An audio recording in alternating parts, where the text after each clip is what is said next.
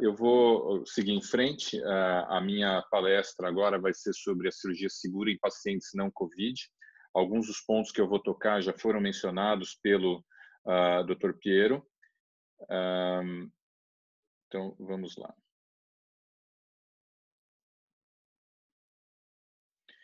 Basicamente, para a cirurgia segura, eu queria mencionar 3 pontos. E são esses os 3 pontos que eu vou falar sobre durante toda a apresentação. O primeiro é a proteção da equipe, estrutura e recursos locais e a proteção do paciente. Em relação à proteção da equipe, é muito importante a gente lembrar que existem 3 pontos básicos. A gente sabe que existe uma alta incidência de contaminação dos profissionais de saúde, isso está bem determinado, literatura, inclusive na própria mídia. E a gente tem, na nossa experiência pessoal no ICESP, de março a abril, nós tivemos 2 residentes que se contaminaram com Covid-19 e um dos médicos assistentes. Então, a gente sentiu na nossa própria pele a contaminação que a Covid-19 pode causar na equipe médica, fora os outros profissionais de saúde que estão envolvidos no cuidado. Isso porque nós não estamos diretamente envolvidos com o cuidado de pacientes Covid no ICESP. E esse é um ponto importante que eu queria deixar como mensagem também desse slide, é que os nossos residentes que estavam na área dedicada à Covid do Hospital das Clínicas, por enquanto ainda não se contaminaram. Enquanto que esses 2 residentes que estavam no ICESP, que teoricamente é uma área não Covid, esses sim se contaminaram. E o principal motivo disso, e eu estou ressaltando isso, é porque muitas vezes nós consideramos que o paciente não é Covid, não estamos numa área de pacientes com Covid e ficamos com a guarda muito baixa em termos de atenção quanto à nossa autoproteção. Então, acho que isso é uma coisa que mudou muito para o cirurgião. Precisamos pensar melhor na nossa autoproteção, porque o índice de contaminação é muito alto e devemos considerar que todos os pacientes que nós estamos tratando durante aqui a pandemia são potenciais portadores de Covid.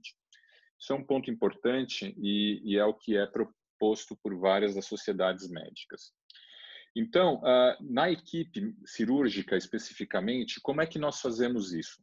Hoje nós usamos para todos os casos cirúrgicos máscara N95, óculos de proteção, e nós fazemos também uma outra ação que é limitar o número de pessoas na sala. Então, nosso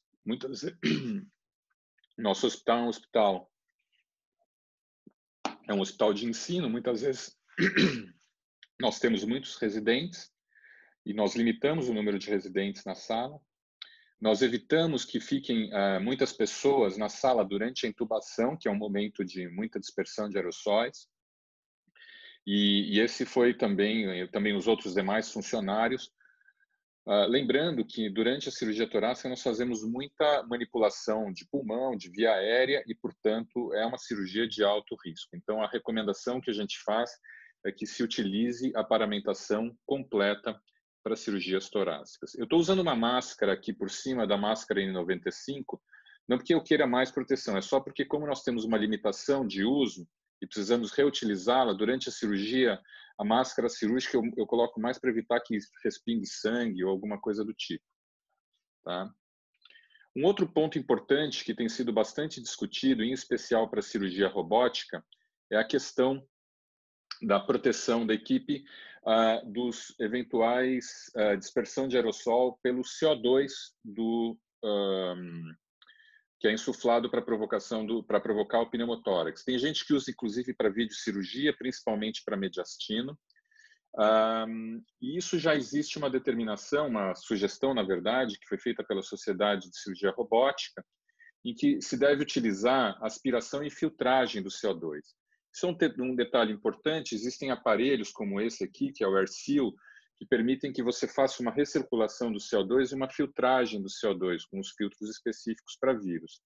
Com isso, reduz o escape de CO2 contaminado, quando você troca as pinças, quando você tira as pinças, e um cuidado especial tem que ser feito ao final da cirurgia, quando a gente vai fazer a remoção da peça, em que a gente tira os trocáteres e todo aquele CO2 que está dentro do tórax do paciente espalha pelo ambiente. Então, a utilização de dispositivos como esse pode reduzir a dispersão de aerossol e portanto, permitir uma proteção melhor da equipe.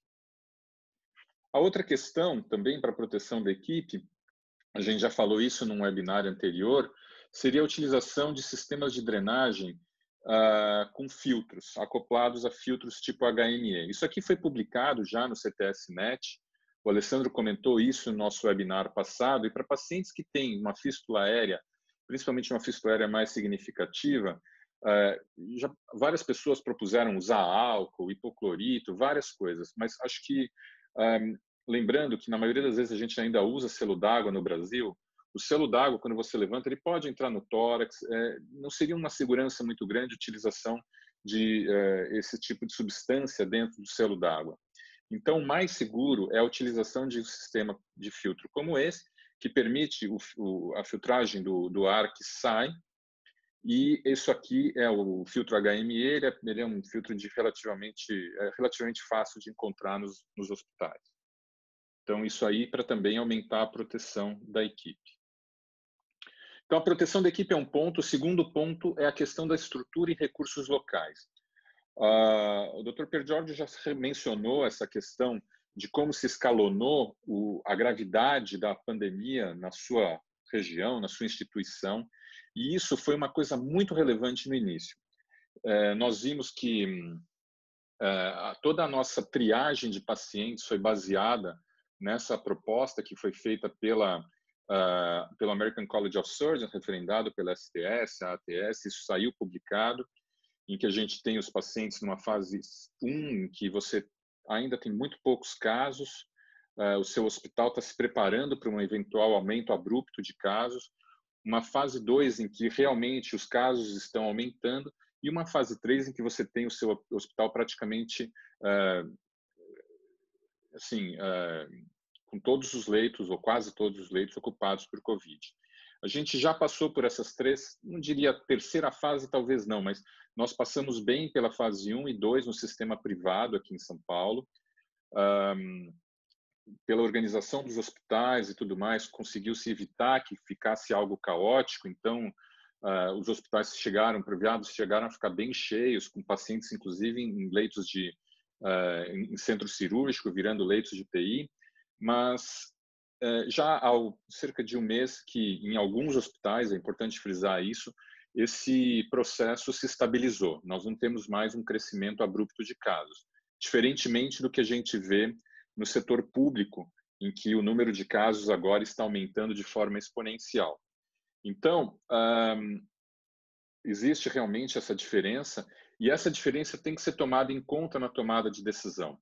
Você não pode pegar e interpretar para o hospital público, que agora está indo da fase 2 para 3, a mesma coisa que você interpreta para algum hospital que pode já estar numa fase em que você tem uma estabilização e leitos ociosos. E aí vamos nos remeter àquela frase da notícia em que nós temos pacientes que precisam ser tratados. E é isso que levou algumas sociedades, como o CBC, SBOT, SBCO, a publicar essas orientações para a retomada de cirurgias eletivas. E a gente tem que ver que existem cirurgias eletivas e cirurgias eletivas. Uma coisa são as cirurgias eletivas, uma cirurgia plástica, uma cirurgia bariátrica, um câncer de tireoide que você pode esperar. E outra coisa, no nosso caso específico, seria câncer de pulmão e outros tumores torácicos. Essas cirurgias, elas não podem esperar mais. É interessante que, no início, nós tivemos casos, eu tive que fazer triagem de pacientes em que nós postergamos a cirurgia porque consideramos que seriam pacientes que poderíamos esperar um pouco, e agora esses pacientes estão voltando. Alguns deles, inclusive, com uma discreta progressão da doença. Então, a despeito do fato de termos aqui a pandemia presente, um número grande de casos em São Paulo, eu vou ter que operar esses pacientes. Então, eu preciso encontrar, dentro dos hospitais que eu opero, onde eu vou ter estrutura e recurso disponível para poder executar a cirurgia com segurança. E quando a gente fala em recurso, não é só ventilador, né? A gente ficou muito com essa história do ventilador, ventilador, ventilador. Em alguns hospitais houve problema com estoque de bloqueador neuromuscular para pacientes em UTI, porque o aumento aumentou, assim, o aumento foi muito abrupto do uso e depois você não acha no mercado disponibilidade para compra. Então, pode ficar bem complicado o ambiente. Então, o entendimento dos recursos locais de cada um de vocês é fundamental para a tomada de decisão do que você vai fazer. Se você pode operar os pacientes, se você estiver numa fase 1, na fase 1 para 2, você já vai começar a fazer uma triagem bem mais rigorosa, porque senão vai faltar recurso. Na fase 3, obviamente, você não vai nem conseguir operar esses pacientes, porque seu centro cirúrgico vai estar provavelmente tomado pelos pacientes COVID. E se você já está numa fase como a nossa, em que a gente começa a tentar entender como vai ser essa retomada. Bem, e o último ponto que eu quero falar, a gente falou de proteção do médico, a gente falou de recursos do hospital e do centro do sistema de saúde, agora a gente vai falar sobre a proteção do paciente. A gente sabe que o desenvolvimento de COVID no pós-operatório pode ser uma tragédia. Isso ficou claro nesse estudo, que é um estudo que foi publicado no JTO, no mês passado, de 7 pacientes que foram submetidos à ressecção pulmonar e depois da ressecção pulmonar receberam o diagnóstico de COVID-19. Desses 7 pacientes, 3 morreram. Então, a gente vê que a mortalidade é potencialmente muito alta. Um ponto interessante é o que esses pacientes tiveram. Eles geralmente desenvolvem um quadro de febre alta, 39 graus. E os pacientes eles podem ter febre e podem desenvolver o COVID em momentos diferentes do seu pós-operatório. Nesse estudo de 7 pacientes, 2 tiveram febre com menos de 3 dias, sugerindo que eles já chegaram no hospital com o COVID, assintomáticos. 4 pacientes tiveram de 7 a 10 dias. Nesses casos, é difícil saber se esses pacientes eles adquiriram a infecção no hospital, por talvez uma infecção cruzada, ou se eles já chegaram no hospital com COVID. E esse paciente que desenvolveu 23 dias após, provavelmente adquiriu a infecção após a alta hospitalar. Então, esses 3 momentos são momentos em que nós temos que atentar para a questão da infecção por COVID. No ICESP e no nosso serviço privado, fizemos um levantamento dos pacientes operados durante a pandemia. Foram 70 cirurgias. Vejam que foram 33 ressecções pulmonares anatômicas, sendo 3 pneumectomias, que é um número maior do que o nosso habitual, enquanto que esse número de 33 é bem menor do que o nosso habitual, então a gente reduziu realmente o nosso movimento. Vejam que foram só 2 meses, foram 20 robóticas aqui. Geralmente o número de ressecções pulmonares a gente esperava que fosse um pouco maior. Tivemos procedimentos pleurais, drenagens pericárdicas, em especial no ICESP. E eu coloquei aqui a mediastinoscopias e estadiamento, porque a questão do estadiamento é um dos problemas. A gente, para evitar manipular o paciente, tem muitas vezes pensado qual que seria o grau de estadiamento invasivo que vamos fazer. É importante que a gente não mude nossas condutas por causa da pandemia, né? A gente precisa tentar adaptar o sistema. Hoje, é possível oferecer, em alguns lugares, claro, com segurança o estadiamento invasivo. Isso não deve ser desconsiderado. E, finalmente, nós tivemos um caso que foi confirmado de COVID dentro desses 70 no pós-operatório e um caso que foi um caso suspeito que eu vou mostrar para vocês. O caso que foi confirmado como COVID foi um paciente com mesotelioma que fez quimioterapia neoadjuvante com cisplatina e pemetrexed, e nós tivemos que, ele estava no intervalo de término da neoadjuvância e nós precisávamos operá-lo. Esse paciente, nós fizemos uma pleurectomia com decorticação, ressecção do diafragma, reconstrução com tela de Gore-Tex, e ele teve uma boa evolução pós-operatória, porém ficou com um escape aéreo um pouco prolongado. E no 10º dia pós-operatório, ele foi de alta com o dreno. No 10º dia pós-operatório, ele teve um quadro de febre, foi para o hospital, e aí a gente viu a febre de 39 graus com o paciente absolutamente assintomático, fora a febre. Ele estava bem. E aí a gente fez a tomografia e viu que tinha algumas áreas de vidro despolido. Colhemos o COVID, veio positivo. Como é habitual, para a Covid, 7 a 10 dias depois, a gente vê que houve uma progressão do vidro despolido, teve inclusive uma redução, um aumento da cavidade pleural, e depois esse paciente teve uma boa resolução do quadro do Covid e permaneceu clinicamente bem. Ele ficou dispneico nesse momento, mas não precisou ser entubado, e depois agora ele já está bem, ainda está internado, mas ele já está com alta prevista para amanhã. E o outro paciente foi um homem que teve uma neoplasia de mama, teve um derrame pleural, fez uma pleuroscopia com pleurodese, ele era dispneico por causa do derrame pleural, ele teve alta no segundo PO bem, e no quarto PO ele voltou com esse pulmão branco. Esse paciente precisou entubar, ele foi encaminhado à UTI específica de COVID, porém nós colhemos 3 swabs desse paciente e os 3 swabs vieram negativos. Nós não encontramos outra causa para que ele tenha desenvolvido esse quadro pulmonar, então a interpretação foi que ele teve COVID. Esse paciente já foi de alta hospitalar, bem, mas realmente teve um pós-operatório bem complexo. Bem, e o que fazer então para tentar minimizar essa tragédia que eu coloquei aí? Hoje em dia, a gente vê a publicação aqui da Sociedade Brasileira de Cirurgia Oncológica, uma sugestão de como que minimizar o risco de operar um paciente que tenha o COVID em uma fase assintomática. Isso envolve uma triagem, ou seja, basicamente perguntar sintomas para o paciente, envolve você ter a proposta para o paciente de isolamento social por pelo menos 7 dias antes da cirurgia, e para pacientes que tenham cirurgias de maior porte, como as nossas, que estão aqui nessa última coluna, e em regiões de média e alta prevalência de COVID, o ideal é que você faça a testagem com o PCR antes da cirurgia, pelo menos 48 horas antes da cirurgia. Isso é bem controverso, existem, enfim, prós e contras, o teste tem uma sensibilidade baixa, mas isso seria uma forma de, pelo menos, tentar mitigar o risco dele ter COVID e ser operado.